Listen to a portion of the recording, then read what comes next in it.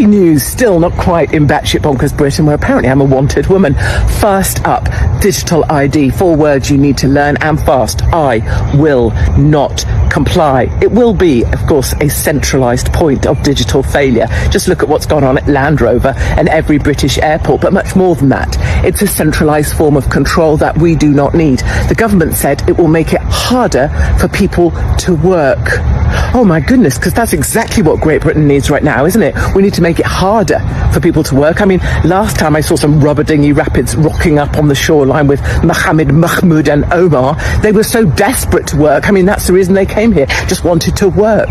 For Christ's sake. In other news, Tony Blair says that he's going to help run Gaza and Palestine. And the last thing that Palestine and Israel need right now is that stirring little jugged shit goblin rocking up and running anything. I might just start a rumour or two that Tony Blair is actually gay. And finally, Morgan McSweeney, yeah, that ginger one, he has fraudulently put in £740,000 worth of donations into the Labour Party. I mean, who would have thought that there would be fraud in this Labour government? After all, they lost their corruption minister on corruption charges. They lost their housing minister because she got a third home that she didn't pay tax on. They lost their homelessness minister because she made people homeless. So why would Morgan McSweeney be any different? That's it, my darlings. Not quite in batshit bonkers Britain.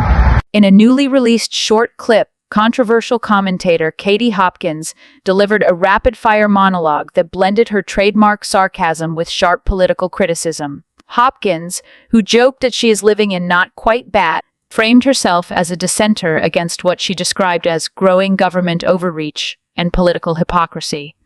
At the top of her list was the government's push for a digital ID system, which she dismissed as a centralized point of digital failure.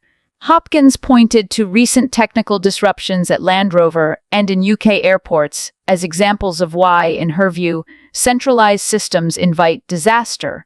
She further warned that the program is less about efficiency and more about a centralized form of control, echoing familiar concerns voiced by critics of digital ID initiatives. Hopkins then pivoted to Britain's immigration debate, derisively referencing migrants crossing the Channel and questioning the government's approach to work access. Her rhetoric, often criticized as inflammatory, was on full display as she framed the issue as a sign of misplaced priorities in a struggling economy.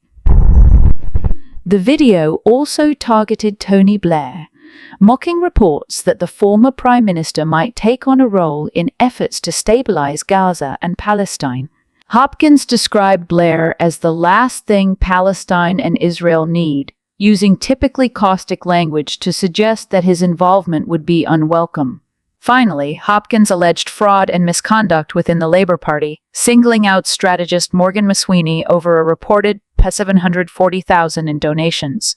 She cited the resignations of previous Labour ministers over corruption or housing-related controversies, to argue that McSweeney's case was part of a broader pattern of mismanagement. The clip, though brief, underscores Hopkins's ongoing role as a populist provocateur in Britain's political discourse, using a mix of humor, outrage, and sharp criticism to question institutions and public figures across the spectrum. Her remarks are likely to draw both strong applause from supporters who see her as a truth teller and fierce condemnation from critics who accuse her of stoking division. At the bit for the last few weeks, if I'm being honest, because of all the kind of nutty news like this. We now have Islamic blasphemy laws in Britain, as far as I'm concerned. On February the 13th, this happened.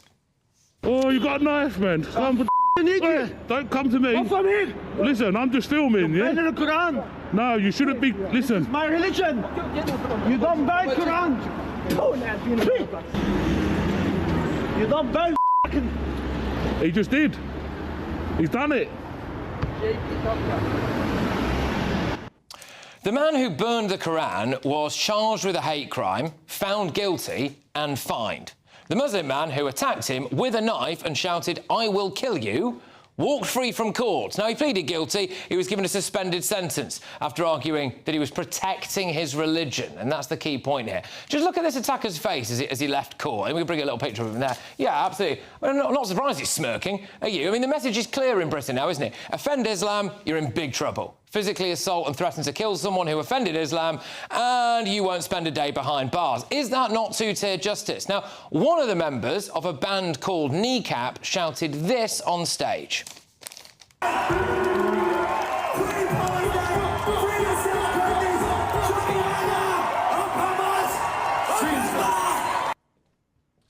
Yeah, so it was up Hamas, up Hezbollah. Fantastic there, wasn't it, really? So they have repeatedly said they deny that offence and will vehemently defend themselves. But today, it didn't really matter because the case was thrown out of court. Why? Well, the Attorney General, Lord Hermer, didn't give permission for the charges in time. Gosh, what an inconvenient mistake that is. It's the kind of mistake that almost never happens, isn't it? Remarkable that we live in a country where, good grief, who would have thought that would happen under Lord Hermer? So, allegations of openly supporting Islamist terror groups, charges thrown out of court. Like I said, the Kneecap band member there said, this entire process was never about me. It was never about any threat to the public. It was never about terrorism. It was about Gaza, about what happened if you dare to speak up. All right. Meanwhile, this happened yesterday. Posted something online that we believe is spreading racial hatred. Twitter, Facebook, I can't explain too much. It's just to give you the context beforehand. It'll be put to you in an interview. Because I appreciate you've never been arrested before, have you? yeah, once or twice. Once or twice, apologies. Frequent flyer. Apologies, I didn't think you were. Basically, how it works now is then, obviously, if you've got stuff you'd like to gather, obviously I'm more than willing to talk through what you're able to take with you. What, you're taking me away now? Yes, so you're under arrest, so you're going to Harrogate, unfortunately. You're taking me to Harrogate in the middle of the night over a tweet? I am, unfortunately. Yeah, we would have heard that because it was playing, but there's a ripple of laughter there, isn't it? Because it just seems so ridiculous. It's just absolutely nuts. But police turned up at a man's door in the middle of the night and arrested him in front of his family for sharing a social media post, which they say was intended to stir up racial hatred. North Yorkshire Police are following receipt of a report. A man was arrested yesterday on suspicion of publishing or distributing written material intended to stir up racial hatred. He's been released on bail whilst inquiries continue. So his post apparently said this: F Palestine, F Hamas, F Islam, want to protest, why don't you F off to a Muslim country and protest? All right, OK, bit offensive, I get that. But, well, it might be a criminal offence, possibly because, well, it offended some Muslim people, didn't it? I'm not really sure who else that would have offended. But if you watch this clip...